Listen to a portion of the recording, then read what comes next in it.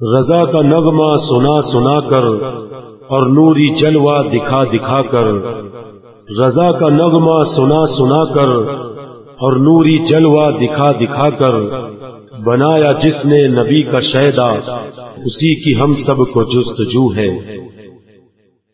رہبر شریعت، پیر طریقت، حضور امین شریعت حضرت علامہ سبطین رضا خاں رحمت اللہ تعالی علیہ کو خراج عقیدت پیش کرتے ہوئے حضور تاج الشریعہ فرماتے ہیں، عشق سرور میں مر کر امر ہو گئے، عشق سرور میں مر کر امر ہو گئے، اور فنا ہو کے سوئے جنا چل دیے، داغ عشق نبی دل میں رکھے رہے، لے کے شمع لحد شادماں چل دیے۔ حضور امین شریعت کی مبارک زندگی شریعت مطہرہ کا آئینہ تھی۔ آپ کا چلنا پھرنا، اٹھنا بیٹھنا اور سونا جاگنا سب کچھ سنت مصطفیٰ صلی اللہ تعالی علیہ وسلم کی اتباع کا بہترین نمونہ تھا۔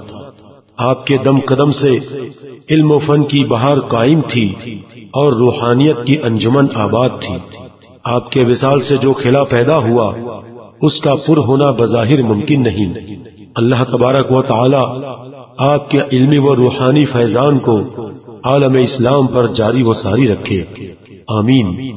آئیے اب آپ کا ایک سنجیدہ بیان سماعت کریں اور ایمان کو جلا بخشیں۔ Track number 4۔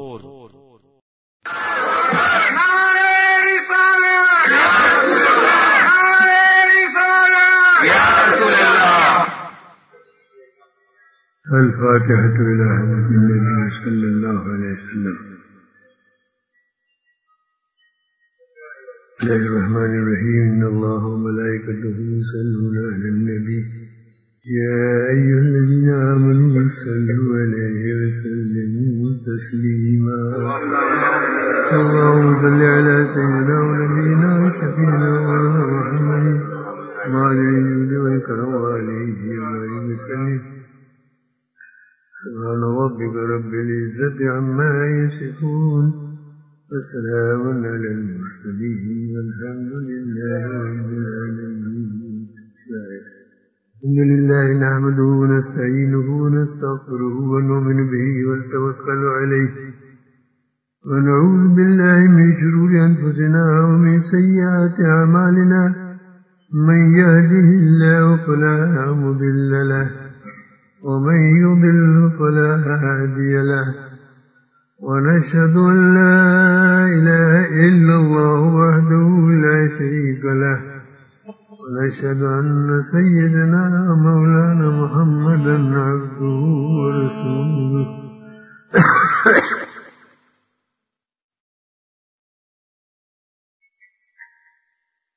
قال الله تعالى في كلامه القديم والقرآن العظيم، فأعوذ بالله من الشيطان الرجيم، بسم الله الرحمن الرحيم۔ ألا إن أولياء الله لا خوف عليهم ولا هم يحزنون، الذين آمنوا وكانوا يتقون۔ صدق الله العلي العظيم وصدق رسوله النبي الكريم، ونحن على ذلك من الشاهدين الشاكرين، والحمد لله رب العالمين۔ ربنا تقبل منا إنك أنت السميع العليم، وتب علينا إنك أنت التواب الرحيم۔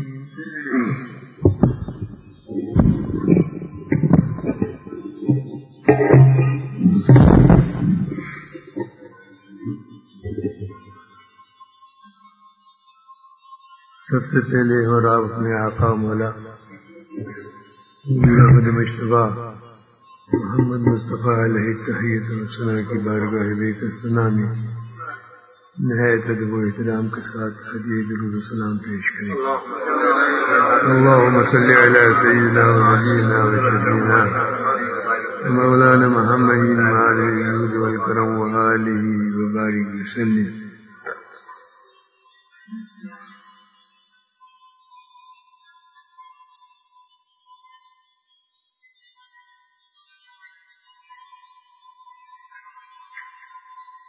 وہ ہے محبوب حق کونین میں ہے احترام ان کا، وہ ہے محبوب حق کونین میں ہے احترام ان کا، یہاں بھی فیض عام ان کا وہاں بھی فیض عام ان کا، یہاں بھی فیض عام ان کا وہاں بھی فیض عام ان کا، نماز ان کی درود ان کا دعا ان کی سلام ان کا، نماز ان کی درود ان کا دعا ان کی سلام ان کا، وہ دیوانے جو ہر سانس میں لیتے نام ان کا، وہ دیوانے جو ہر سانس میں لیتے نام ان کا، وہ دیوانے جو ہر سانس میں لیتے نام ان کا، محمد صلی اللہ علیہ وسلم، محمد کاشف راز الہی بن کے آئے، محمد کاشف راز الہی بن کے آئے، کلام اللہ کی تفسیر ہے حسن کلام ان کا، کلام اللہ کی تفسیر ہے حسن کلام ان کا، وہ مالک ہے انہیں اللہ نے مالک بنایا ہے، وہ مالک ہے انہیں اللہ نے مالک بنایا ہے، جبھی تو لکھ دیا دروازے جنت پہ نام ان کا، جبھی تو لکھ دیا دروازے جنت پہ نام ان کا، روشی پڑھی اللہم صلی علی سیدنا و نبینا و شفینا مولانا محمد مال الجود والکرم و آلہ وبارک وسلم۔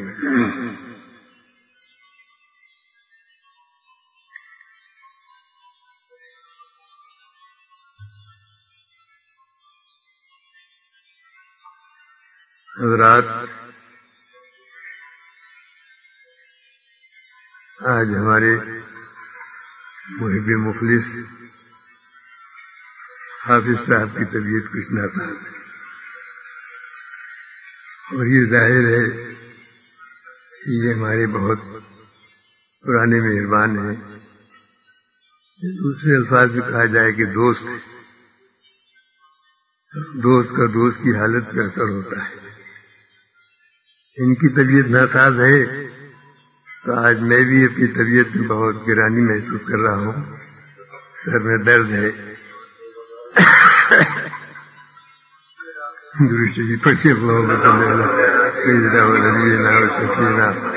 مولانا محمد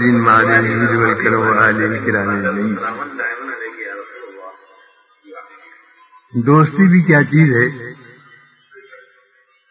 نیکوں کی دوستی آدمی کو نیک بناتی ہے، اور بدوں کی دوستی بد بناتی ہے۔ لیکن ہاں ایک دوستی ایسی بھی ہوئی کہ ایک تالاب میں ایک مینڈک رہا کرتا تھا، اور اسی تالاب کے کنارے ایک چوہا بھی رہا کرتا تھا۔ ان کے آپس میں دوستی ہو گئی۔ جب دوستی ہو گئی تو مینڈک کنارے پر آ جاتا اور چوہا بھی نکل آتا اپنے بل سے، اور دونوں میں گفت و شنید ہوتی، باتیں ہوا کرتی تھی۔ ایک روز انہوں نے کہا کہ بھائی تم تو تالاب میں رہتے ہو اور میں سوراخ میں رہتا ہوں.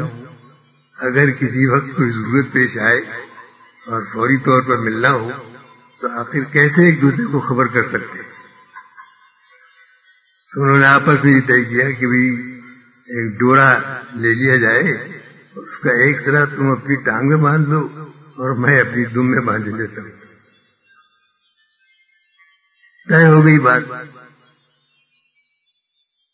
جب یہ بات طے ہو گئی تو ڈورا باندھ دیا گیا. جب ضرورت پڑتی تو چوہا اسے کھینچ لیتا تو مینڈک صاحب تشریف لے آتے، اور جب مینڈک کو کوئی ضرورت آتی تو چوہا کھینچ لیتا.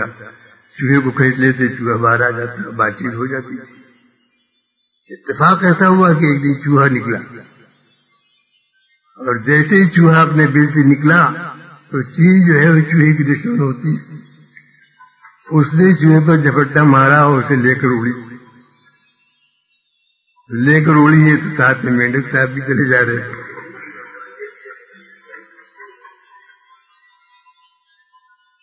اب لوگ حیرت زدہ ہے کہ معاملہ کیا ہے کہ بھائی چوہا تو جا ہی رہا ہے، یہ بیٹے کیوں جا رہا ہے؟ تو پتا چلا کہ دونوں میں دوستی ہو گئی. ایک دوستی وہ بھی تھی، اللہ ایسی دوستی سے بچائے. بہرحال دوستی اچھی چیز بھی ہے. دوست نیکوں کی دوستی نیک بناتی ہے آدمی کو، بدوں کی دوستی بد بناتی ہے.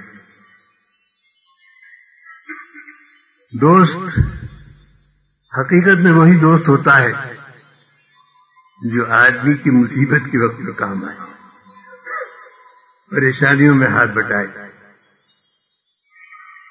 حضرت شیخ سعدی رحمۃ اللہ تعالی علیہ کا فارسی کا ایک شعر ہے. آپ نے فرمایا کہ دوست آں باشد کہ گیرت دست دوست در پریشان حالی و درماندگی. کہ دوست وہ ہوتا ہے کہ اپنے دوست کا ہاتھ پکڑ لے. درماندگی یعنی عاجزی اور پریشان حالی کے وقت. تب ہاتھ پکڑنے کا مفہوم کیا ہے آپ سمجھتے ہیں ایسے موقع پر؟ کہ بھئی اس کی مدد کرے، اس کی دلجوئی کرے، جہاں تک ہو سکے اس کا ہاتھ بٹائے. لیکن ایک تھے نادان دوست. نادان دوست بھی تو ہوتے ہیں نا. وہ نادان دوست جو تھے، اور وہ دوست ایک ان کے دوست تھے، وہ ساتھ میں چلے جا رہے تھے. اتفاق سے دوست کا کوئی دشمن مل گیا اور اس نے اسے مارنا شروع کر دیا. مارنا پیٹنا شروع کر دیا تو وہ نادان دوست جو تھا وہ بجائے اس کے کہ اس کے دشمن کو پکڑتا مارتا، اس نے اپنے دوست کا ہاتھ پکڑ لیا. اور جب ظاہر ہے کہ جب اس کا ہاتھ ہی پکڑ لیا تو اب دشمن کو اور موقع ملا اور اس نے خوب ٹکائی کر دی. جب وہ چلا گیا تو کہا دوست نے کہ بھائی غضبی کر دیا تم نے، غضبی کر دیا. یہ نہ سمجھا کہ بھائی جب ہاتھ پکڑ لو گے تم تو میں اس کے مارنے کا جواب بھی نہیں دے سکتا، مدافعت نہیں کر سکتا. پہلے ہی تم نہیں جانتے ہو. حضرت شیخ سعدی نے فرمایا کہ دوست عام عائشت کی گیرت دستے دوست در پریشان حالی اور درماندگی. پریشانی کے عالم میں اپنے دوست کا ہاتھ پکڑ لے، اس لیے میں نے تمہارا ہاتھ پکڑ لیا. تو اللہ نادان دوستوں سے ہی بچائے. دوستوں ہی کا ذکر ہے اور اللہ فرما رہا ہے کہ الا ان اولیاء اللہ لا خوف علیہم ولا هم یحزنون. خبردار ہو جاؤ کہ خدا کے دوستوں پر نہ کوئی خوف طاری ہے اور نہ وہ غمگین ہوں گے. دوست کون ہیں؟ اولیاء کرام رضوان اللہ تعالی علیہ اجمعین. اور اس دوستی کا اظہار کون فرما رہا ہے؟ رب کائنات فرما رہا ہے. اولیاء کرام نے اپنی زبان سے نہیں فرمایا کہ ہم اللہ کے دوست ہیں، بلکہ اولیاء کرام کی شان تو یہ ہوتی ہے کہ وہ اپنی دوستی کو چھپاتے ہیں، اپنی دوستی کو چھپاتے ہیں، ظاہر نہیں ہونے دیتے. لیکن اللہ تبارک و تعالی ارشاد فرما رہا ہے کہ الا ان اولیاء اللہ لا خوف علیہم ولا هم یحزنون، خبردار ہو جاؤ کہ خدا کے دوستوں پر نہ کوئی خوف طاری ہے اور نہ وہ غمگین ہوں۔ ظاہر ہے کہ خوف کیوں طاری ہو اور غمگین کیوں ہو؟ اس لیے کہ اللہ تو سب سے بڑا ہے، اللہ اکبر، اللہ سب سے بڑا ہے، اور جب سب سے بڑے سے ان کی دوستی ہو گئی تو اب انہیں کس بات کا خوف ہے اور کس بات کا غم ہے؟ اس لیے یہ اللہ کے نیک بندے جو ہیں انہیں کسی طرح کا نہ خوف ہوتا ہے نہ غم ہوتا ہے۔ درود شریف پڑھیے، اللہم صلی علی سیدنا و نبینا و شفیعنا و مولانا محمد معدن الجود والکرم و علیہ الکرام اجمعین۔ اور اللہ تبارک و تعالیٰ کو اپنے دوست کتنے پیارے ہیں، کتنے پیارے ہیں، اس کا اندازہ اس واقعے سے لگائیے، اس بات سے لگائیے کہ اللہ کا ایک بندہ قیامت کے دن خدا کی بارگاہ میں حاضر ہوگا اور وہ دریافت فرمائے گا رب تبارک و تعالیٰ اس سے کہ تم نے دنیا سے کیا لائے، کیا لے کر آئے؟ تو وہ کہے گا کہ اے رب کریم میں نے اتنی فرض نمازیں پڑھی اور اتنے نوافل بھی پڑھے، اور نے کہا کہ میں نے فرض روزے بھی رکھے، رمضان کا پورا ایک روزہ رکھا میں نے، اور اس کے ساتھ ساتھ نفل روزے بے شمار رکھے۔ اللہ نے مجھے دیا تھا تو میں نے اللہ تیرے راستے میں خوب زکات بھی دی، اور اس کے ساتھ ہی ساتھ میں نے صدقہ و خیرات بھی خوب کیا، اور کہہ لے کہ حج فرض بھی ادا کیا، اور اس کے ساتھ ساتھ بہت سے نوافل بھی حج ادا کیے۔ یہ سب بیان کرنے کے بعد اللہ تبارک و تعالیٰ تو سمیع و بصیر ہے، اللہ تبارک و تعالیٰ فرمائے گا، ارشاد فرمایا کہ حل ولیت لی ولیم وعادیت لی عدوا، تو نے میرے کسی دوست سے دوستی بھی کی ہے یا میرے کسی دشمن سے دشمنی بھی کی؟ تو معلوم ہوا کہ اللہ کے دوست ایسے دوست ہیں کہ تمام فرائض ایک طرف ہے، لیکن اللہ کے دوستوں کی دوستی ایک طرف ہے۔ رب تبارک و تعالیٰ ارشاد فرمائے گا کہ تو نے میرے کسی دوست سے دوستی بھی کی ہے اور کسی دشمن سے دشمنی بھی کی ہے۔ یہاں یہ بات اچھی طرح سمجھ میں آ جاتی ہے کہ جو رسول اللہ کے دشمن ہے وہ اللہ کے دشمن ہے، اللہ کے دشمن رسول اللہ کے دشمن، تو رسول اللہ کے دشمنوں سے دوستی کرنا، دشمنی کرنا صاحب گویا اللہ کی دشمنی مول لینا ہے، ان کی دشمنی اللہ کی دشمنی ہے۔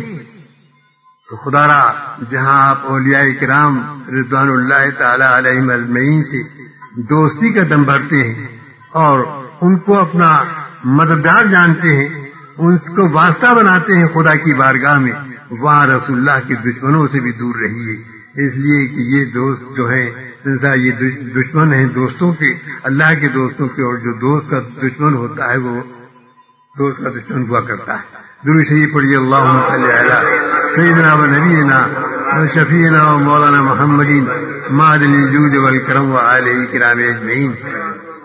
الا ان اولیاء اللہ لا خوف علیہم ولا هم یحزنون، خبردار ہو جاؤ کہ خدا کے دوستوں پر نہ کوئی خوف طاری ہے اور نہ وہ غمگین ہوں۔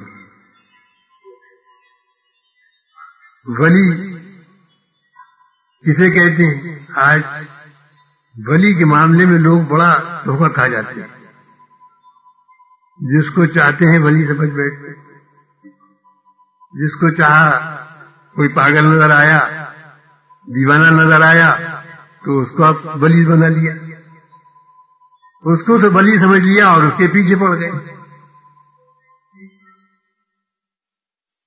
کوئی چلتا پھرتا آدمی میلا کچیلا بال بکھرے ہوئے لوگ اس کو ولی سمجھنے لگتے، معلوم ہوا کہ ولیوں کے سمجھنے میں بہت دھوکہ کھاتے ہیں لوگ، لیکن قرآن نے خود فرما دیا کہ ولی کون ہے؟ ولی وہ لوگ ہیں کہ قرآن فرماتا الذین آمنوا وکانوا یتقون، ولی وہ ہیں کہ جو ایمان لائے اور انہوں نے تقوی اور پرہیزگاری اختیار کی، اللہ سے ڈرتے رہے۔ تو معلوم ہوا کہ اللہ سے ڈرنے والے، تقوی اور پرہیزگاری اختیار کرنے والے، یہی حقیقت میں اللہ کے ولی ہوتے ہیں، یہی اللہ کے ولی ہوتے ہیں۔ اور ولیوں کا مقام کتنا عرفہ و اعلیٰ ہے، اور یہ اللہ کے کیسے مقبول بندے ہوتے ہیں کہ کل میدان قیامت میں جب ساری دنیا پریشان نظر آ رہی ہو، پریشان ہوگی اور نفسی نفسی کا عالم ہوگا، اس لیے کہ قیامت کوئی معمولی شے تو ہے نہیں. ان زلزلۃ الساعۃ لشیء قریب لشیء عظیم فرمایا گیا کہ قیامت کا زلزلہ جو ہے وہ ایک شے عظیم ہے، بہت بڑی چیز ہے. اور قیامت کیسے قائم ہوگی، کب قائم ہوگی؟ جب زمین پر کوئی اللہ کا نام لیوا نہ رہے. جب قیامت قائم ہوگی، اور جب قیامت قائم ہوگی تو عالم کیا ہوگا کہ یہ زمین جو ہے تانبے کی زمین بنا دی جائے گی. زمین تانبے کی زمین بنا دی جائے گی، اور سورج جو آج سینکڑوں برس کی راہ پر ہے، ہزاروں برس کی راہ پر ہے، وہ اس دن سروں پر ہوگا. آج اگر منہ کیے ہوئے، اگر پیٹ کیے ہوئے ہے ادھر، تو اس دن منہ کیے ہوئے ہوگا. ذرا سوچیے کہ کیسی قیامت کا دن کیسا دن ہوگا. اور پھر وہ ایک دن 1000 برس کا دن ہوگا، 1000 برس کا دن ہوگا. نفسی نفسی کا عالم ہوگا، لوگ پریشان ہوں گے. اتنا پسینہ جسم سے نکلے گا، اتنا پسینہ نکلے گا کہ لوگ اپنے پسینے میں غوطے کھا رہے ہیں. کسی کی ٹخنوں تک ہے، تو کسی کی گھٹنوں تک ہے، کسی کی کمر تک ہے، کسی کے سینے تک ہے، کسی کے گلے تک ہے. اللہ تبارک و تعالیٰ قیامت کی ہولناکیوں سے ہمیں اور آپ کو اور سب کو محفوظ رکھے. کیسا عجیب منظر ہوگا. اور اس دن انبیاء کرام علیہ الصلوۃ والتسلیم بھی پریشان ہیں. انبیاء کرام علیہ الصلوۃ والتسلیم پریشان ہیں، یہاں تک کہ میرے اور آپ کے آقا مولا حضور احمد مجتبی محمد مصطفیٰ صلی اللہ تعالی علیہ وسلم بھی پریشان نظر آ رہے ہیں، بے چین ہیں. کبھی ادھر تشریف لے جاتے ہیں، کبھی ادھر تشریف لے جاتے ہیں. عجیب نفسی نفسی کا عالم ہے. کیوں؟ اس لیے کہ انبیاء کرام کو اپنی یہ پریشانی نہیں ہوگی، انہیں پریشانی ہوگی تو اپنی امت کی ہوگی، اپنی امت کی پریشانی ہوگی. ارے سرکار دو عالم صلی اللہ تعالی علیہ وسلم کی مصروفیات کے بارے میں صحابہ کرام میں سے کسی نے پوچھا تھا کہ یا رسول اللہ، یہاں تو ہم آپ کی زیارت کر لیتے ہیں، آپ سے ملاقات کر لیتے ہیں، لیکن میدان قیامت میں آپ کہاں ملیں گے؟ میدان قیامت میں کہاں ملیں گے؟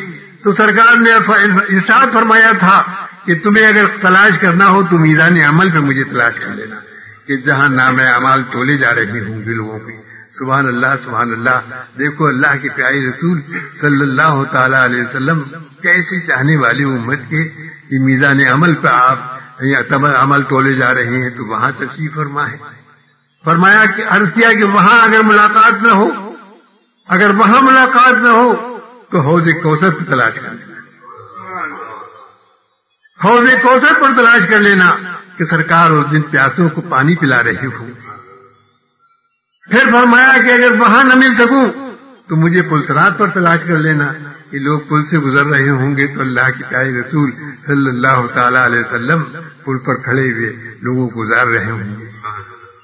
درود شریف پڑھیے اللہم صلی علی رضا. پل سے اب بچ کرتے گزریے. یہاں یہ بھی سمجھ لیجیے کہ پل کیسی سخت ترین منزل ہوگی کہ جناب بال سے زیادہ باریک اور تلوار سے زیادہ تیز.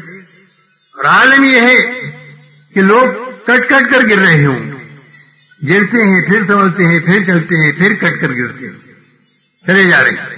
لیکن کچھ اللہ کے بندے ایسے بھی ہوں گے، ایسے بھی ہوں گے کہ جو اس طرح گزر جائیں کرتا ہے، اس انداز سے گزر رہے ہوں گے. اور کچھ گزرنے والے تو ایسے ہوں گے، اس تیزی سے گزریں گے ہوں گے جیسے ایک بجلی ہے کہ جو ایک کنارے سے چمکی اور دوسرے کنارے پر چلی گئی، دوسرے کنارے پر چلی گئی. وہاں اللہ کے پیارے رسول صلی اللہ تعالی علیہ وسلم رب سلیم کی صدائیں بلند کر رہے ہوں گے کہ اے رب تو ان کو سلامتی سے گزار دے، سلامتی سے گزار دے. اسی لیے تو اعلیٰ فرماتے ہیں عاشق رسول ہیں. دیکھو ایمان ہو تو ایسا ہو، اعتقاد ایسا ہو، کتنے انداز سے فرماتے ہیں، کس ادا سے کس ناز سے فرما رہے ہیں کہ رضا پل سے اب وحش کرتے گزریے، رضا پل سے اب وحش کرتے گزریے کہ ہے رب سلیم صدائے محمد. درود شریف علی اللہم صلی علی سیدنا و نبینا و شفینا و مولانا محمد معدن الجود والکرم و علیہ کرام اجمعین. تو اس دن عالم یہ ہوگا، کہ انبیاء کرام پریشان ہیں اپنی امتوں کے لیے. سرکار دو عالم صلی اللہ تعالی علیہ وسلم جو سید الانبیاء ہیں وہ ہم گناہگاران امت کے لیے پریشان نظر آ رہے ہیں. لیکن ایک جماعت ایسی بھی ہوگی جو زیر شائع عرش الہی چین و آرام کی نیند سو رہی ہوگی. کیوں؟ اس لیے اور ان کی حالت یہ ہوگی کہ ان پر انبیاء کرام کو بھی رشک آ رہا ہوگا لیکن وہ سونے کے تختوں پر آرام فرما ہے، عرش الہی کے نیچے آرام فرما رہے ہوں گے. یہ کون ہیں؟ یہ ہیں اولیاء کرام رضوان اللہ تعالی علیہم اجمعین. میرے دوستوں بزرگوں، دیکھو یہ ہیں اللہ کے دوست، یہ ہیں اللہ کے دوست، اور ان کی دوستی اللہ کی دوستی، ان سے دشمنی اللہ کی دشمنی ہے. اسی لیے تو رب تبارک و تعالیٰ نے فرمایا کہ حل ولیت علی ولیم و عادیت علی و دبا، کہ تو نے میرے کسی دوست سے دوستی بھی کی ہے اور میرے کسی دشمن سے دشمنی بھی کی ہے. درود شریف پڑھیے، اللہم صلی علی سیدنا و نبینا و شفیعنا و مولانا محمد معدن الجود والکرم و آلہ الکرام اجمعین. خدا را ان دوستوں کی دوستی کا دم بھرتے ہو تو ان کا دامن کرم پکڑ لو. اور دامن کرم پکڑنے کا مطلب یہ نہیں ہوتا ہے کہ اس نے دامن پکڑ لیا بس، جیسے غوث اعظم کا دامن پکڑ لیا آپ، یہ مطلب نہیں ہوتا ہے. بلکہ دامن پکڑنے کا مطلب یہ ہوتا ہے کہ تم ان کے نقش قدم پر چلو، ان کی زندگیوں کو اپناؤ، ان کی سیرت اپناؤ، ان کی صورت کو اپناؤ، ان کے ایک ایک ادا کو دیکھو اور ان کے نقش قدم پر چلو. یہی اپنانے کا مطلب ہوتا ہے، یہی دامن پکڑنے کا مطلب ہوتا ہے. لیکن کتنے افسوس کا مقام ہے کہ آج مسلمان اور اولیاء کرام رضوان اللہ تعالی علیہم اجمعین کی محبت کا دم بھرتے ہیں، غوث اعظم سے محبت رکھتے ہیں، لیکن یہ نہیں غور کرتے کہ اللہ کے پیارے رسول صلی اللہ تعالی علیہ وسلم کے یہ چاہنے والے غوث اعظم رضی اللہ تعالیٰ عنہ صاحب کے جو سرکار کے خاندادے سے تعلق رکھتے ہیں، کتنے متقی اور کیسے پرہیزگار تھے، کیسی نمازیں پڑھا کرتے تھے، کس انداز میں روزے رکھا کرتے تھے. ارے روزے کا تو یہ عالم ہے کہ آپ نے سنا ہی ہوگا کہ ادھر دنیا میں تشریف لائے ہیں، چاند رات ہے، رمضان کی پہلی رات ہے اور صبح پہلا روزہ ہے، رات میں تشریف لائے اور پہلے ہی دن سے آپ نے روزہ رکھنا شروع کر دیا، پہلے ہی دن سے روزہ رکھنا شروع کر دیا ہے. تو سیدنا غوث اعظم رضی اللہ تعالیٰ عنہ کے ماننے والوں ذرا سوچو اور غور تو کرو کہ سیدنا غوث اعظم رضی اللہ تعالیٰ عنہ تو گہوارے میں ماں کی گود میں روزہ رکھ رہے ہیں اور تمہارا عالم یہ ہے انسان کے روزے سے غافل نظر آتے ہو، روزے سے غافل نظر آتے ہو. سیدنا غوث اعظم رضی اللہ تعالیٰ عنہ کی نمازوں کا یہ عالم ہے کہ روزے نماز پڑھتے ہیں تو ساری رات نماز پڑھتے ہیں. عشاء کی نماز پڑھ لینے کے بعد 2000 رکعت نماز نفل غوث اعظم رضی اللہ تعالیٰ عنہ پڑھا کرتے ہیں. درود شریف پڑھیے، اللہم صلی علی سیدنا و نبینا و شفیعنا و مولانا محمد معدن الجود والکرم و آلہ الکرام اجمعین. تو یہ کھوکھلے نعرے غوث اعظم کا دامن نہیں چھوڑیں گے، غوث اعظم کا دامن نہیں چھوڑیں گے، یہ کھوکھلا نعرہ ہے. حقیقت میں تو یہ ہونا چاہیے کہ تمہاری زندگی سیدنا غوث اعظم رضی اللہ تعالیٰ عنہ کی زندگی کی آئینہ دار ہونا چاہیے. میری ہمیشہ سے کوشش یہ رہی ہے اور بفضل تعالیٰ میں جہاں بھی جاتا ہوں اس طرح کی گفتگو کرتا ہوں کہ لوگوں کی سمجھ میں بھی آئے اور خدا توفیق دے تو لوگ اس پر عمل بھی کریں. اس لیے کہ میں جانتا ہوں کہ آج مسلمان جو ہے عمل میں بالکل کوڑا ہو چکا ہے، عمل سے بالکل کوڑا ہو چکا ہے. یہ ضرور ہے کہ انبیاء کرام علیہ الصلوۃ والتسلیم اور سرکار بالخصوص سرکار دو عالم صلی اللہ تعالی علیہ وسلم کی محبت ہمارے دلوں میں. یہ ضرور ہے کہ سیدنا غوث اعظم رضی اللہ تعالیٰ عنہ کے ہم چاہنے والے ہیں اور یا کرام رضوان اللہ تعالی علیہ اجمعین سے ہمیں محبت ہے. لیکن میں یہ دیکھ رہا ہوں کہ آج عملی طور پر مسلمان جو ہے بالکل سنسا غافل ہو چکا ہے اور اللہ کے نیک بندوں کی زندگی سے بالکل ناآشنا ہوتا چلا جا رہا ہے اور جو اس کے جی میں آ رہا ہے وہ کر رہا ہے. مولا تبارک و تعالیٰ توفیق عمل عطا فرمائے. درود شریف پڑھیے، اللہم صلی علی سیدنا و نبینا و شفیعنا و مولانا محمد معدن الجود والکرم و آلہ الکرام اجمعین. میاں پیران پیر دستگیر سیدنا غوث اعظم رضی اللہ تعالیٰ عنہ کی زندگی سرکار دو عالم صلی اللہ تعالی وسلم کی زندگی کے نمونہ. سرکار دو عالم نور مجسم صلی اللہ تعالی علیہ وسلم کی زندگی کا نمونہ تھی کہ سرکار غوث اعظم کی اگر آپ زندگی کو دیکھنا چاہتے ہیں، آپ کی سیرت کو دیکھنا چاہتے ہیں، تو اللہ کے پیارے رسول صلی اللہ تعالی علیہ وسلم کی صورت آپ کو یاد آ جائے گی۔ سرکار غوث اعظم کی صورت کو آپ دیکھیں تو سرکار دو عالم صلی اللہ تعالی علیہ وسلم کی صورت سامنے آ جائے گی، اور سرکار کی سیرت کو دیکھیں گے تو اللہ کے پیارے رسول کی سیرت یاد آ جائے گی۔ اور اتنا قرب ہے، اتنا قرب ہے، اللہ اللہ کہ میرا ہر معاملے میں قرب نظر آ رہا ہے۔ آپ تو خود فرماتے ہیں کہ میرا ہر قدم جو ہے رسول اللہ کے قدم پر ہے، نشان قدم پر ہے۔ معلوم ہوا کہ کوئی عمل غوث اعظم رضی اللہ تعالیٰ عنہ کا ایسا نہیں ہوتا تھا کہ جو سنت رسول کے خلاف۔ درود شریف پڑھیے، اللہم صلی علی سیدنا و نبینا و شفیعنا و مولانا محمد معدن الجود والکرم و علیہ کرام اجمعین۔ میاں سرکار کی خصائل و عادات تو اپنی جگہ ہے، بعض کرامات بھی ایسی ہیں کہ ان سے پتہ چلتا ہے کہ اللہ کے پیارے رسول صلی اللہ تعالی علیہ وسلم کی نواسے سیدنا غوث اعظم رضی اللہ تعالی عنہ جو ہے، ان کے خصائل و عادات جو ہے اور ان کے حالات زندگی جو ہیں سرکار دو عالم صلی اللہ تعالی وسلم کی زندگی کے آئیندار ہے۔ اللہ کے پیارے رسول صلی اللہ علیہ وسلم کا ایک بڑا معجزہ تھا۔ آپ نے سنا ہوگا کہ سرکار نے ایک مرتبہ حضرت انس رضی اللہ تعالیٰ عنہ کے یہاں ایک دعوت میں دسترخوان سے ہاتھ پوچھ لیے تھے اور اپنا منہ صاف کر لیا تھا اس سے۔ حضرت انس رضی اللہ تعالیٰ عنہ نے اپنے احباب کی مجلس میں ایک مرتبہ دعوت تھی سرکار کے پردہ فرمانے کے بعد، تو دوستوں کو دعوت دی، وہ آئے، خادمہ جو دسترخوان لے کر آئی تھی وہ انتہائی میلا تھا۔ آپ نے فرمایا کہ اس کو تنور میں ڈال دو۔ حضرت انس نے فرمایا کہ اس کو تنور میں ڈال دو۔ ظاہر ہے کہ تنور کی آگ، اور پھر آگ کپڑے کی دشمن ہونا تو یہ چاہیے کہ جب تنور میں ڈالا گیا تو اسے بالکل جل جانا چاہیے تھا، راکھ ہو جانا چاہیے تھا، لیکن جب اس کو حکم دیا نکالنے کا اور وہ کپڑا نکالا گیا ہے تو بہت صاف ستھرا اور سجلا ہو گیا، بہت صاف ستھرا ہو گیا۔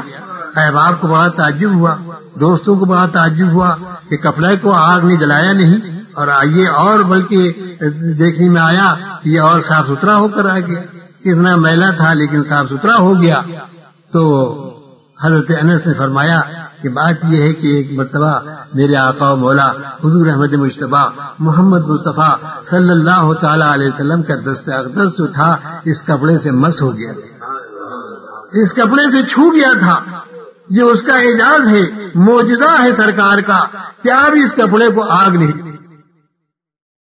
لیکن صاف ستھرا ہو گیا۔ تو حضرت انس نے فرمایا کہ بات یہ ہے کہ ایک مرتبہ میرے آقا و مولا حضور احمد مجتبیٰ محمد مصطفیٰ صلی اللہ تعالی علیہ وسلم کا دست اقدس جو تھا اس کپڑے سے مس ہو گیا، اس کپڑے سے چھو گیا تھا۔ یہ اس کا اعجاز ہے، معجزہ ہے سرکار کا کہ آپ اس کپڑے کو آگ نہیں جلاتے۔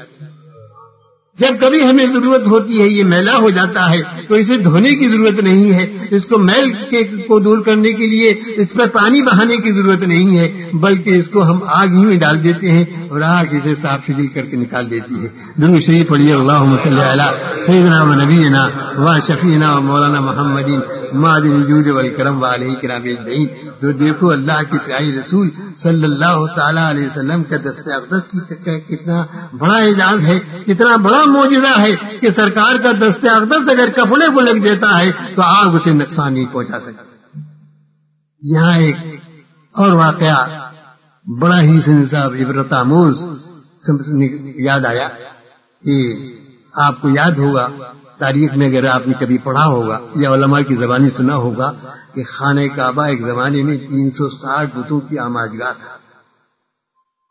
360 بت خانہ کعبہ میں رکھے ہوئے، لیکن اسلام کے بعد سرکار دو عالم نور مجسم صلی اللہ علیہ وسلم کی بعثت کے بعد فتح مکہ کے بعد جب سرکار خانہ کعبہ میں تشریف لے گئے تو آپ نے ایک ایک کر کے سب کو باہر کرا دیا، سب نکال دیے، سب نکال دیے گئے، لیکن کچھ بت ایسے بھی تھے کہ جو دیواروں میں اوپر رکھے ہوئے، بلند دیواریں تھی، وہاں تک ہاتھ پہنچنا مشکل تھا۔ اللہ کے پیارے رسول صلی اللہ تعالی علیہ وسلم نے مولا کائنات علی مرتضیٰ رضی اللہ تعالیٰ عنہ کو حکم دیا کہ تم کھڑے ہو جاؤ اور میرے کندھوں پر اور ان کو اپنے ہاتھوں سے اتار دو، ان کو اپنے ہاتھوں سے اتار دو۔ حضرت مولا کائنات علی مرتضیٰ رضی اللہ تعالیٰ عنہ سرکار کے حکم کے مطابق الامر فوق الادب، یا امر جو ہے یعنی حکم جو ہے وہ ادب پر بھی فوقیت رکھتا ہے، سرکار کا حکم تھا، لہذا آپ ان کے کندھوں پر کھڑے ہو گئے اور ان بتوں کو اپنے ہاتھ سے اتار دیا۔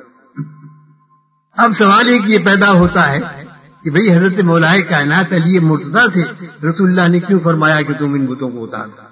سرکار خود بھی تو حضرت مولا کائنات کے کندھوں پر کھڑے ہو جاتے، خود آپ اتار دیتے، خود اتار دیتے۔ تو علماء نے اس کی ایک وجہ بیان کی ہے، وجہ یہ بیان کی کہ اگر سرکار کا دست اقدس ان بتوں کو لگ جاتا تو بتوں کو تو کوئی جہنم میں جلنا ہے، وہ جہنم میں جل نہ پاتا، جہنم کی آگ انہیں نقصان نہیں پہنچا سکتی۔ درود شریف پڑھیے، اللہم صلی علی سیدنا و نبینا و شفیعنا و مولانا محمد معدن الجود والکرم و آلہ کرام اجمعین۔ دیکھو اللہ کے پیارے رسول صلی اللہ تعالی علیہ وسلم کا کتنا بڑا اعجاز ہے، کتنا بڑا اعجاز ہے۔ اور سنیے، سرکار دو عالم صلی اللہ تعالی علیہ وسلم ایک مرتبہ اپنی چہیتی بیٹی حضرت بیوی فاطمہ الزہرا کے مکان میں تشریف لے گئے۔ آپ تشریف لے گئے تو بیوی فاطمہ الزہرا اس وقت روٹی پکا رہی تھی تنور میں۔ سرکار نے ازراہ شفقت پیار کے انداز میں فرمایا کہ بیٹی تم ایک طرف ہو جاؤ، ہم روٹی پکائیں گے، ہم روٹی بنائیں گے۔ اللہ کے پیارے رسول صلی اللہ تعالی علیہ وسلم نے اپنے ہاتھ سے روٹی بڑھائی اور تنور میں لگا دی، ایک لگائی، دو لگائی، تین لگائی، جتنی بھی لگی ہوں، لیکن وہ کچی کی کچی رہی، وہ کچی کی کچی رہی۔ حضرت بیوی فاطمہ الزہرا نے عرض کیا کہ یا رسول اللہ یہ کیا معاملہ ہے، میں نے جو روٹی پکائی وہ تو سب پک گئی ہیں، لیکن آپ نے جو روٹیاں بنائی ہیں وہ سب کچی کچی رہ گئیں۔ اللہ کے پیارے رسول نے ارشاد فرمایا کہ یہی تو وجہ ہے، یہ میرا ہاتھ جو ہے صدر صاحب جس کو لگ جاتا ہے اس کو آگ نہیں چھو سکتی۔ بھلا سوچو اور غور کرو کہ جو رسول اللہ سے نسبت رکھتے ہیں، رسول اللہ کی صدر صاحب چاہت رکھتے ہیں، سچی محبت ان کے دلوں میں ہے، صدر صاحب وہ ان کو جہنم کی آگ کیوں کر چھو سکتی؟ لیکن ہے یہی کہ اللہ کے پیارے رسول صلی اللہ علیہ وسلم کی سچی محبت کے ساتھ ساتھ یہ بھی ہونا چاہیے کہ بھئی سرکار کے حکم کی تعمیل ہونا چاہیے، سرکار کے نقش قدم پر چلنا چاہیے۔ درود شریف پڑھیے، اللہم صلی علی سیدنا و نبینا و شفیعنا و مولانا محمد معدن الجود والکرم و آلہ الکرام اجمعین۔ یہ تو سرکار کا اعجاز تھا، معجزہ تھا، لیکن حضور سیدنا غوث اعظم رضی اللہ تعالیٰ عنہ کی کرامت اس سے ملتی جلتی ملاحظہ فرمائیے۔ ایک واقعہ اخبارات میں شائع ہوا تھا، بہت زمانہ ہوا، ایک ہندو تھا، غیر مسلم تھا، کہ جو غوث اعظم رضی اللہ تعالیٰ عنہ کی فاتحہ بڑے دھوم دھام سے کیا کرتا، 11ویں شریف مناتا تھا اور بڑے دھوم دھام سے فاتحہ کیا کرتا تھا، فاتحہ کرتا تھا۔ اور جب وہ مر گیا، بڑی عقیدت رکھتا تھا، ایسا نہیں ہے کہ غیر مسلموں کو غوث اعظم سے محبت نہ ہو، عقیدت نہ ہو، بہت سے غیر مسلم ایسے ہیں جو سرکار غوث اعظم سے بڑی عقیدت رکھتے ہیں۔ ایک پنجابی ہندو کی منقبت شاید میں نے پہلے بھی کبھی سنائی تھی آپ کو، اتنی پیاری منقبت ہے کہ وہ کہتا ہے کہ جناب غوث اعظم کا عجب کچھ بول بالا ہے، جناب غوث اعظم کا عجب کچھ بول بالا ہے، وہ برتر سے بھی برتر ہے، وہ اعلیٰ سے بھی اعلیٰ ہے۔ تمہیں حاجت روا دنیا نے یہ کہہ کے مانا ہے، زمانے میں تم ہی تم ہو، تمہارا سب زمانہ ہے، زمانے میں جسے دیکھا وہ تیرا نام لیوا ہے، زمانہ تیرا عاشق ہے، زمانہ تیرا شہدا ہے۔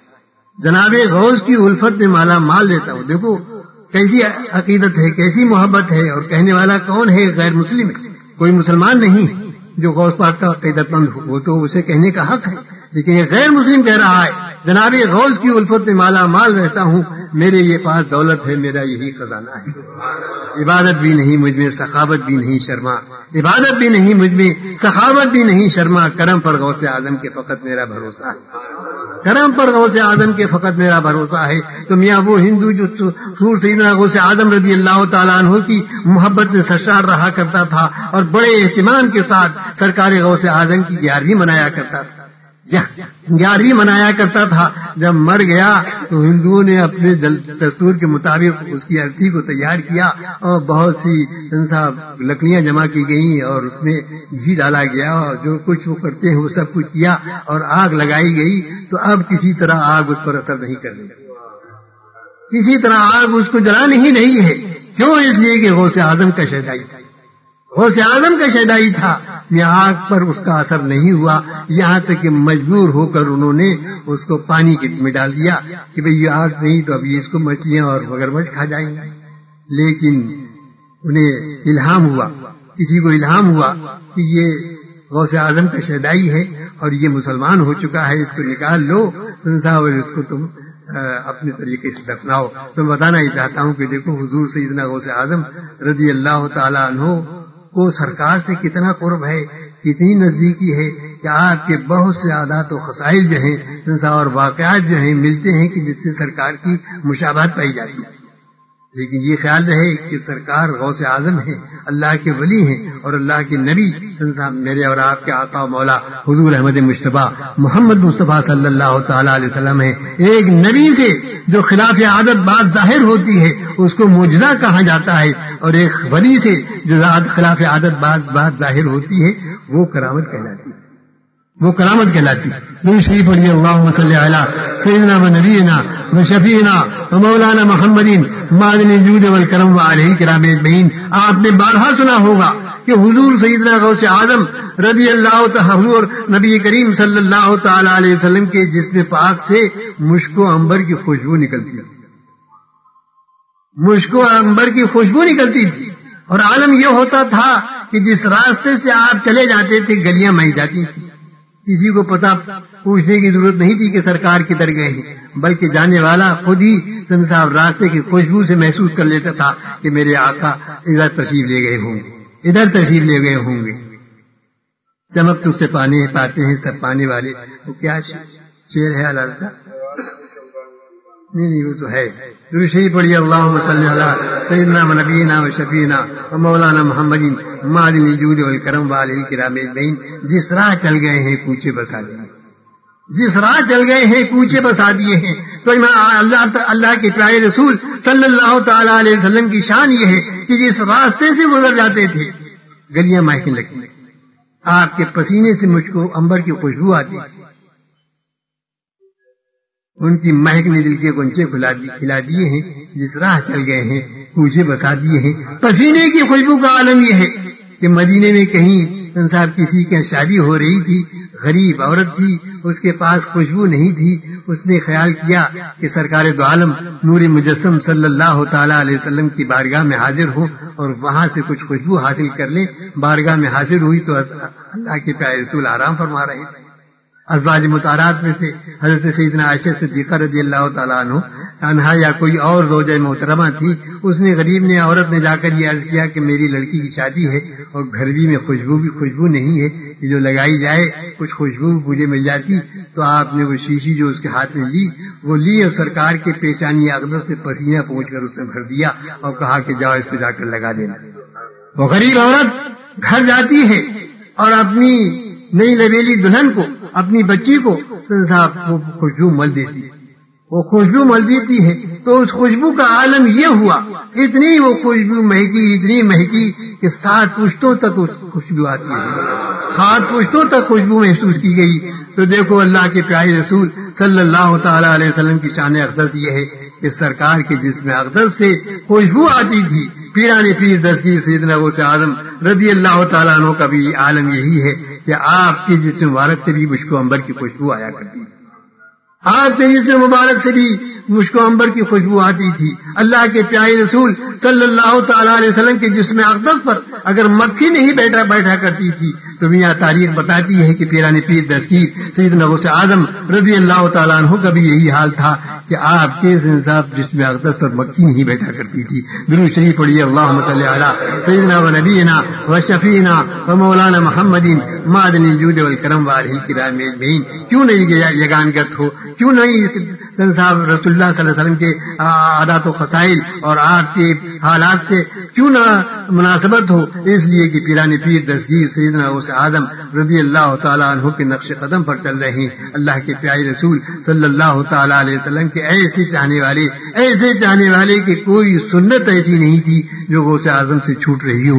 اللہ کے پیارے رسول اگر ساری رات نماز پڑھ رہے ہیں، رو رہے ہیں، تو یہی حال پیران پیر دستگیر سیدنا غوث اعظم رضی اللہ تعالیٰ عنہ کا ہے۔ اگر سرکار کے پائے مبارک پر ورم آ گیا ہے، آپ کی جس مبارک سے پیروں سے خون نکلنے لگا ہے، تو یہی حال سیدنا غوث اعظم رضی اللہ تعالیٰ عنہ کا ہے کہ آپ کے جسم مبارک پر، آپ کے پائے مبارک پر ہی کثرت عبادت کی وجہ سے ورم آ جاتا تھا اور کبھی کبھی خون بھی نکل جاتا ہے۔ پے کرے استقامت و کرامت پیر طریقت حضور امین شریعت حضرت علامہ سبطین رضا خان رحمت اللہ تعالی علیہ نے اپنی ساری زندگی دین و سنیت کی خدمت کے لیے وقف کر دی اور لوگوں کو خرافات اور برائی سے بچا کر بھلائی کی طرف بلاتے رہے۔ اس مشن میں مخالفین آپ کے ساتھ ظلم و ستم کا برتاؤ کرتے رہے، لیکن آپ مسلک اعلی حضرت کی ترویج و اشاعت اور شریعت مطہرہ کی حفاظت کا فریضہ انجام دیتے رہے۔ اسی وجہ سے دنیا آپ کو امین شریعت کے نام سے جانتی ہے۔ آپ نے چھتیس گڑھ کے علاوہ ملک کے اور بھی کئی صوبوں اور شہروں میں لاکھوں مسلمانوں کے ایمان و عقیدے کی حفاظت کر کے ملت اسلامیہ پر احسان عظیم فرمایا۔ آپ خود مسلک اعلی حضرت پر مضبوطی کے ساتھ قائم رہے اور لوگوں کو اس پر چلنے کی تلقین فرماتے رہے۔ آپ نے مسلمانوں کو پیغام دیا کہ ایمان کی حفاظت ہر فرض سے اہم فرض ہے۔ اسی طرح چلتی ٹرین پر نماز پڑھنے کا مسئلہ، جدید ذرائع سے چاند کی شہادت، ٹی وی اور ریڈیو کا شرعی حکم اور نماز میں لاؤڈ اسپیکر کے استعمال کے بارے میں آپ کا وہی موقف تھا جو سیدنا اعلی حضرت سیدنا حضور مفتی اعظم اور اس دور کے اکابر علماء اہل سنت کا تھا، اور آج بھی جو موقف حضور تاج الشریعہ اور دیگر مشاہیر علماء اہل سنت کا ہے، یعنی چلتی ٹرین میں فرض اور واجب اور سنت فجر وغیرہ نہیں ہو سکتی۔ اگر وقت نکلتا دیکھے تو پڑھ لے اور بعد میں دہرا لے۔ اسی طرح لاؤڈ اسپیکر کی ابتدا میں نماز صحیح نہیں، اور ٹی وی اور ریڈیو یعنی جاندار کی تصویر یا مووی ہرگز جائز نہیں، اور اسلام کی تبلیغ کے لیے بھی ان کی اجازت نہیں۔ لہذا ہم پر ضروری ہے کہ اپنے پیر و مرشد اور اہل سنت کے عظیم پیشوا کے مشن اور تعلیمات کو یاد رکھتے ہوئے ان چیزوں سے پرہیز کریں اور دوسروں کو بھی بچائیں۔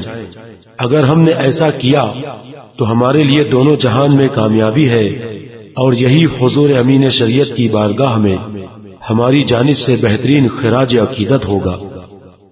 درود شریف پڑھیے، اللہم صلی علی سیدنا و نبینا و شفیعنا و مولانا محمد معدن الجود والکرم و آلہ کرام اجمعین۔ الا ان اولیاء اللہ لا خوف علیہم ولا هم یحزنون۔ خبردار ہو جاؤ کہ خدا کے دوستوں پر نہ کوئی خوف طاری ہے اور نہ وہ غمگین ہوں گے۔ لیکن خدا کے دوست کون ہیں؟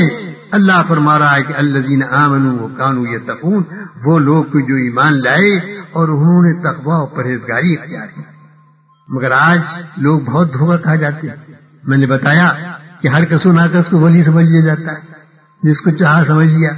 ہمارے یہاں کے اشکال میں آج تک وہ معاملہ الجھا ہوا ہے کہ جناب ایک جھلی والا بابا آ گیا تھا اور وہ جناب لوگ اس کو ولی سمجھے ہوئے تھے، حالانکہ وہ کفریات بھی بکتا تھا، مندروں میں بھی جاتا تھا، لوگوں نے دیکھا صاحب، لیکن جب وہ مرا ہے تو اس پر اختلاف پیدا ہو گیا، اور اتنا اختلاف شدید پیدا ہو گیا صاحب، میں تو زمانے میں یہاں تھا نہیں، مدرسے میں جو مولوی صاحب تھے ان سے دریافت کیا گیا اور انہوں نے معلومات کی تو اس کے گواہ بھی موجود تھے کہ وہ کسی سے کہہ دیتا تھا کہ میں تمہارا خدا ہوں، کسی سے کہتا کچھ بکواس کرتا تھا، مندروں میں چلا جاتا تھا صاحب، غرض یہ کہ کفریات بکتا تھا۔ انہوں نے کہہ دیا کہ چونکہ اس کا ظاہر حال اچھا نہیں تھا، لہذا شریعت کا حکم تو ظاہر پر ہوا کرتا ہے، لہٰذا یہ ایمان پر نہیں مرا ہے اور اس کی نماز جنازہ نہ پڑھی جائے. لیکن لوگ نماز جنازہ پڑھ لی لوگوں نے اور یا پڑھ چکے تھے صاحب، تو اب یہ ہوا کہ جو لوگ نماز پڑھ چکے ہیں وہ توبہ کریں اور جانتے بوجھتے اگر ایسا کیا ہے تو تجدید ایمان اور تجدید نکاح ضروری ہے. تجدید نکاح ضروری ہے. بس اسی پر اختلاف شروع ہو گیا اور استفتاء کیے گئے علماء سے صاحب، کہیں مبارکپور سے فتویٰ آیا، امجدیہ سے آیا اور کہاں سے آیا. اب ظاہر ہے کہ جیسا سوال ہوتا ہے ویسا ہی جواب ہوتا ہے. سوالات جیسے تھے ویسے جواب آتے رہے. کسی نے لکھا کہ وہ مسلمان مرا ہے، کسی نے لکھا کہ وہ ہندو مرا ہے. غرض یہ کہ جگہ بہت دنوں تک چلتا رہا. میرے پاس بھی لوگ آئے ملنے کے لیے. میں نے کہا بھئی کیا گڑے مردوں کو کھاڑنا. جب یہ بات ثابت ہو گئی اور اس کے گواہ موجود ہیں کہ وہ ایسے کفریات بکتا تھا، تو اب ظاہر ہے کہ وہ کفری پر بڑا ہے. اب یہ تھا کہ صاحب لوگ اس کے لیے تیار. آج کل تو مشکل یہ ہے کہ جہاں کوئی جناب مر گیا ایسا آدمی تو اب اس کا عرس بنانا ہے، اس میں چادریں چڑھانا ہے، پھول چڑھانا ہے، یہ ہونا ہے وہ ہونا ہے. حالانکہ ایسے سنسار لوگ جن کا کوئی ثبوت نہ ہو جن کی ولایت کا، ان کے لیے عرس بنانا بھی ضروری نہیں ہے. اور ہر ولی کے لیے بھی ضروری نہیں ہے کہ ہر ولی کا عرس منایا ہی جائے. لیکن آج تو صاحب کچھ ٹھکانا ہی نہیں ہے. جیسے بھی لوگ ہیں صاحب عرس منائے جا رہے ہیں، قوالی دھوم دھام سے ہو رہی ہے اور لوگوں نے اس کو اپنا ایک ذریعہ معاش بنا لیا ہے. ذریعہ معاش بنا لیا ہے. عالم یہ ہے کہ جناب چادر پہ چادر، پھول پہ پھول، چادر پہ چادر چڑھ رہی ہے اور وہ چادر جو ہے وہ خادموں کی نظر ہو جاتی ہے. ان بیچاروں کو ظاہر ہے کہ غوث پاک ہو یا دوسرے اولیاء کرام ہو، ان کے مزارات پر چادر چڑھائی جائے تو ایک چادر چڑھانا کافی ہوتا ہے. ایک چادر چڑھانا کافی ہوتا ہے تاکہ یہ امتیاز ہو جائے کہ بھئی یہاں یہ اللہ کے ولی کی مزار ہے، یہ اللہ کے ولی کا مزار ہے. لیکن لوگ ہیں کہ درجنوں صاحب چادر چڑھا دیتے ہیں اور وہ چادر انہیں پھر نصیب بھی نہیں ہوتی ہے، وہ سب خادموں کی نظر ہو جاتی ہے. اللہ تبارک و تعالیٰ مسلمانوں کو سمجھ عطا فرمائے. یہ اللہ کے راستے میں خرچ کرنا ہے تو غریبوں کو دو. بھوک مرے جن کے گھر میں بھوک مری پھیلی ہوئی ہے، جو ننگے ہیں، محتاج ہیں، مفلس ہیں، تلاش ہیں، بیوہ ہیں اور یتیم ہیں، ایسے لوگوں پر خرچ کیا جائے تو کار ثواب ہے. اللہ تبارک و تعالیٰ کے اس کا بڑا اجر ہے. لیکن یہ نہ کر کے لوگ جناب الٹے سیدھے اخراجات کرتے ہیں اور اس سے حاصل کچھ نہیں ہوتا ہے. مولا تبارک و تعالیٰ سمجھ عطا فرمائے کہ آج عالم یہ ہے کہ غریب بھوکے مر رہی ہیں بستیوں میں اور ان کا کوئی پرسان حال نہیں ہے. جاڑے کا موسم ہوتا ہے، جاڑے میں چھٹر رہے ہیں، آگ سے کہیں پناہ گرمی سے حاصل کر رہے ہیں، کہیں جناب ٹاٹ اوڑھ کر اپنی زندگی گزار رہے ہیں. لیکن ہمارے اہل سربت جو ہیں انہیں توفیق نہیں ہوتی کہ ان غریبوں کی قسم پرسی کے عالم میں ان کی پوچھ گچھ ہو اور ان کو دیا جائے. پیران پیر دستگیر سیدنا غوث اعظم رضی اللہ تعالیٰ عنہ کیسے غریبوں کے چاہنے والے، کیسا پیار کرنے والے تھے. ارے آپ کا عالم تو یہ تھا کہ دولت مندوں سے آپ ملنے سے گریز کرتے بچتے تھے. لیکن اگر کوئی غریب آ جاتا تھا تو اس کی آپ ہر ممکن طور پر اس کی دادرسی کرتے اور اس کی فریاد کو پہنچا کرتے تھے. کوئی بھی آ گیا ہے، اس نے کہا کہ حضور میں یہ پریشانی ہے، آپ نے اس کی دعا فرمائی، یا اس کو ضرورت مند ہے تو اس کو ایسا نوازا کہ بھرپور عطا فرما دیا. ایک صاحب آئے اور شکایت کرنے لگے کہ پیران پیر دستگیر سیدنا غوث اعظم رضی اللہ تعالیٰ عنہ سے کہ میرے یہاں کھانے پینے کے لیے کچھ نہیں ہے، بچے بھوک سے پریشان ہیں، آپ نے کچھ گیہوں عطا فرمائے اور گیہوں دینے کے بعد اس کو یہ کہہ دیا کہ گھر میں جا کر تم گیہوں کے برتن میں سے ڈال دینا اور اس کا نیچے سے منہ بند کر دینا، اوپر سے تم اس میں سے نکالتے رہنا. دیکھیے غوث اعظم کی کرامت بھی اور غریبوں پر کس قدر شفقت و محبت کا انداز اس واقعے سے ملتا ہے. آپ نے ان کو گیہوں دے دیے اور اپنی بیوی کو جا کر انہوں نے دیا اور کہہ دیا کہ اس کو منہ اس کا مت کھولنا، اوپر سے جتنی ضرورت ہو تمہیں نکال لیا کرو. وہ جناب عورت ذات وہ نکالتی رہی، جب ضرورت ہو گیہوں نکال لیے ضرورت کے قابل، وہ خرچ ہوتے رہے. کافی عرصہ گزر گیا اور گیہوں ختم ہونے میں نہیں رہے. اب عورت کی کھوپڑی اسے خیال ہوا کہ جناب اتنے دن ہو گئے ابھی تک گیہوں ختم نہیں ہوئے، تھوڑے سے گیہوں تھے. اس نے منہ کھول دیا اور منہ کھولنے کے بعد جو کچھ گیہوں تھے وہ نکال لیے اور اس کے بعد وہ گیہوں ختم ہو گئے. اب وہ صاحب خانہ پہنچے، غوث پاک رضی اللہ تعالیٰ عنہ کی بارگاہ میں حاضر ہوئے اور انہوں نے عرض کیا کہ سرکار ایسا ایسا ہوا ہے، ایسا ایسا ہوا ہے. تو انہوں نے کہا، سرکار غوث اعظم نے کہا کہ اس کا منہ تو نہیں کھولا. انہوں نے کہا حضور منہ کھول دیا. فرمایا کہ اگر منہ نہ کھولتے تو تم زندگی بھر اس سے گیہوں حاصل کر سکتے. ایسے غریبوں کے چاہنے والے اور ایسے مددگار تھے غوث اعظم رضی اللہ تعالیٰ.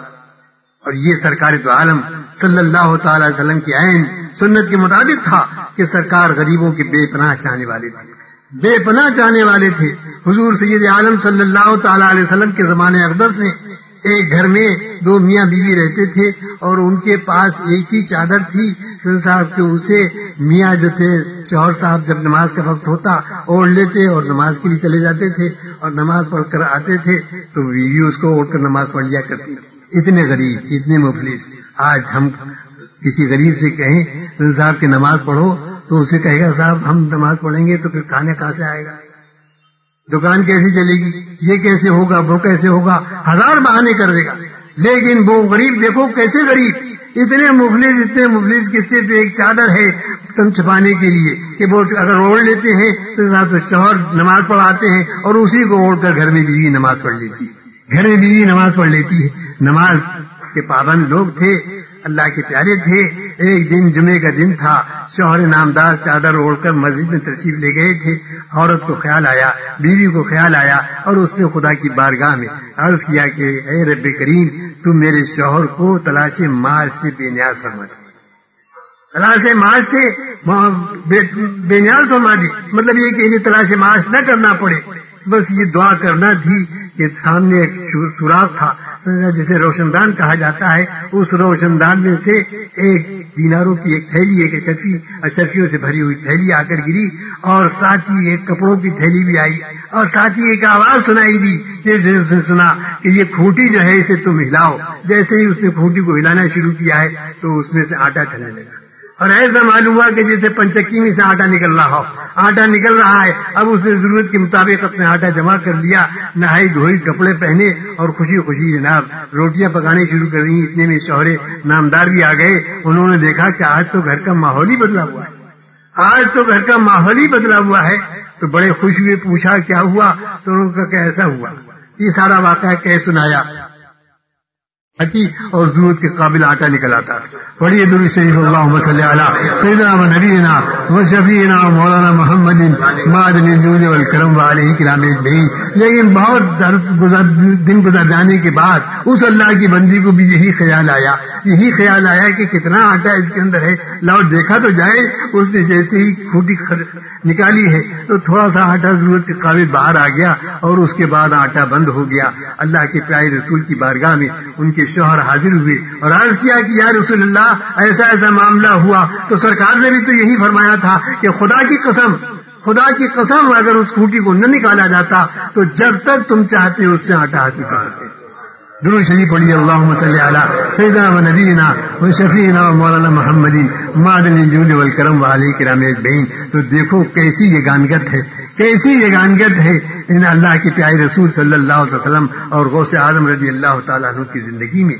اور کیوں نہ ہو کہ ایسے چاہنے والے اللہ کے پیارے رسول کی کہ ہر نقش قدم پر سرکار دو عالم صلی اللہ تعالی علیہ وسلم کی سنت کا خیال رکھتے ہیں.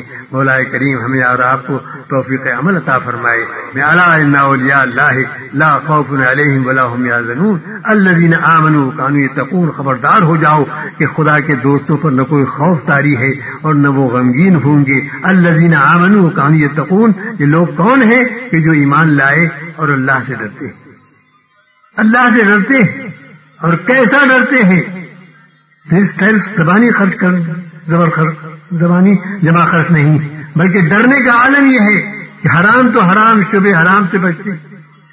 آپ نے ایک واقعہ سنا ہوگا کہ ایک بزرگ چلے جا رہے تھے دریا کے کنارے کہ ایک سیب بہتا ہوا نظر آیا. بھوک لگ رہی تھی، انہوں نے بے خیالی میں اس سیب کو اٹھایا اور کھا لیا. سیب تو کھا لیا، لیکن سیب کھاتے ہی ان کے دل میں خیال پیدا ہوا کہ یا اللہ یہ میں نے کیا کیا ہے، اس لیے کہ نہ جانے کس کا سیب ہے اور میں نے اس کی بغیر اجازت کھا لیا ہے.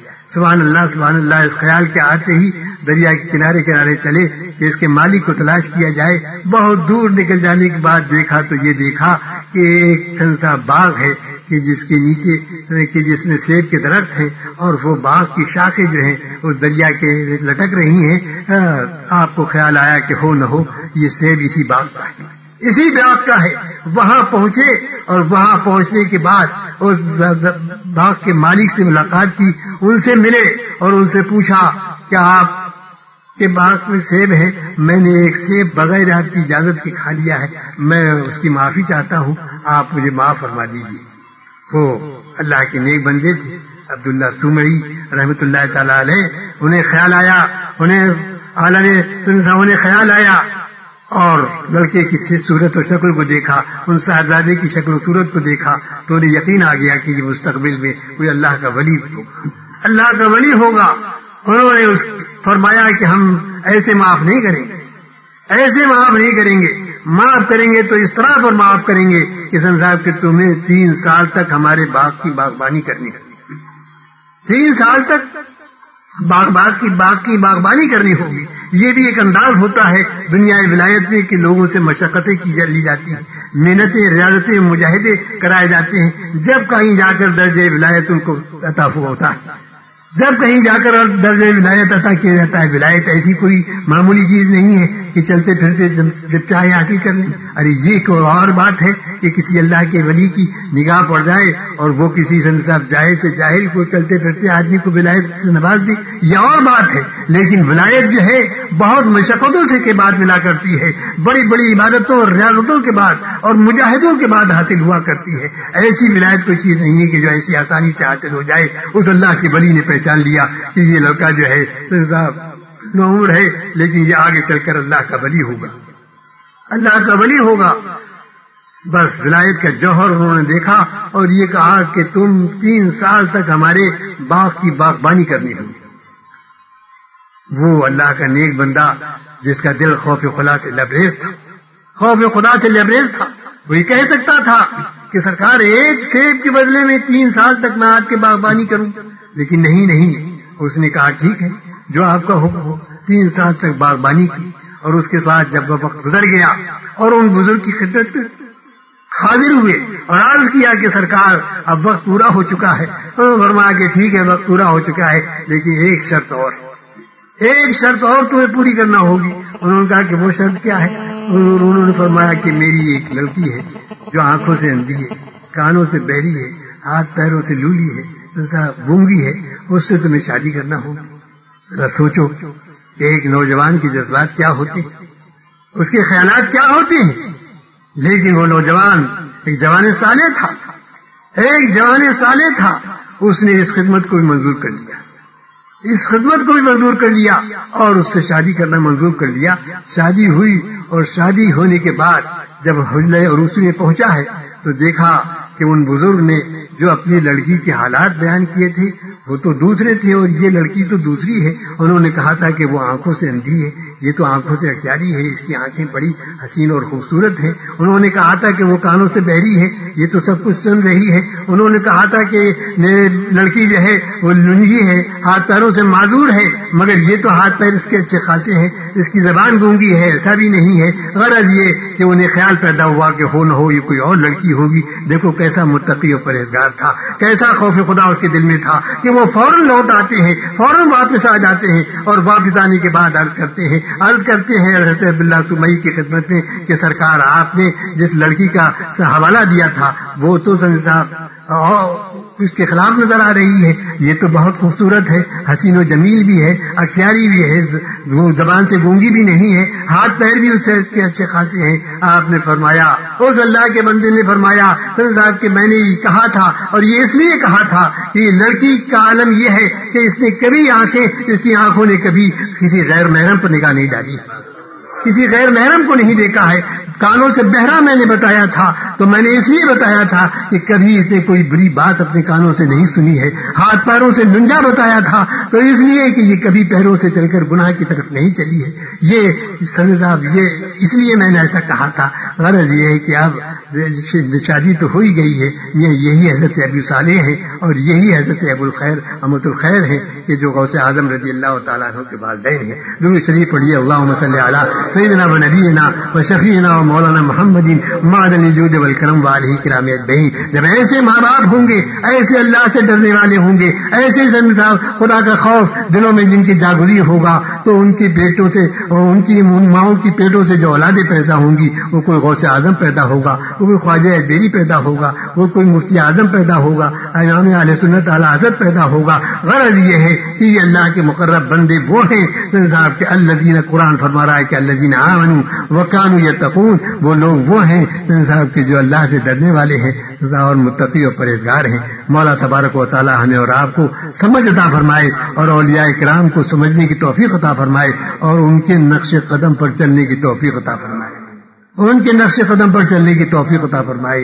غوث اعظم کی کرامتیں تو آپ نے بہت سنی ہوں گی، بہت سنی. پہاڑ کے نشیب میں ایک عورت رہا کرتی، ایک خانقاہ تھی، وہاں کوئی شیخ بیٹھے رہا کرتے تھے، وہاں کوئی بزرگ رہا کرتے تھے.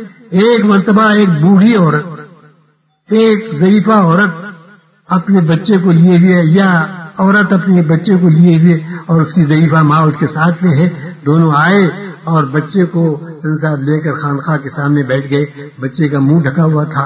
وہ عورت جس کی گود میں بچہ تھا وہ اس کی ماں تھی. وہ بلک بلک کر رو رہی اور سخت ہراساں اور پریشان ہے کہ اتنے میں صاحب وہ خانقاہ کے شیخ، وہ بزرگ باہر تشریف لائے اور انہوں نے چہرہ اٹھا کر جو دیکھا تو دیکھا کہ وہ بچہ ختم ہو چکا ہے. ماں نے بلک بلک کر عرض کیا کہ حضور میرا بچہ مر چکا ہے. آپ نے اس وقت خیال نہ فرمایا اور وہ شیخ جو تھے واپس چلے گئے، اپنی خانقاہ میں چلے گئے. اب وہ رو رہی ہے کہ اتنے میں ایک بڑا ہی حسین و جمیل خوبصورت بچہ سامنے آ کر اپنے موبائل میں مستند اسلامی میسج اور اکابر علماء کی مدلل تقریریں حاصل کرنے کے لیے جماعت رضائے مصطفیٰ کے انٹرنیشنل میسج گروپ میں شامل ہو جائیں. اس کے لیے +91 8484 846 786 اس نمبر پر جوائن لکھ کر صرف واٹس ایپ کے ذریعے بھیجیں. آپ کو اسی وقت کوئی جواب نہیں آئے گا مگر 1 یا 2 ہفتے بعد ایمان افروز بیانات آپ کو ملنے لگیں گے.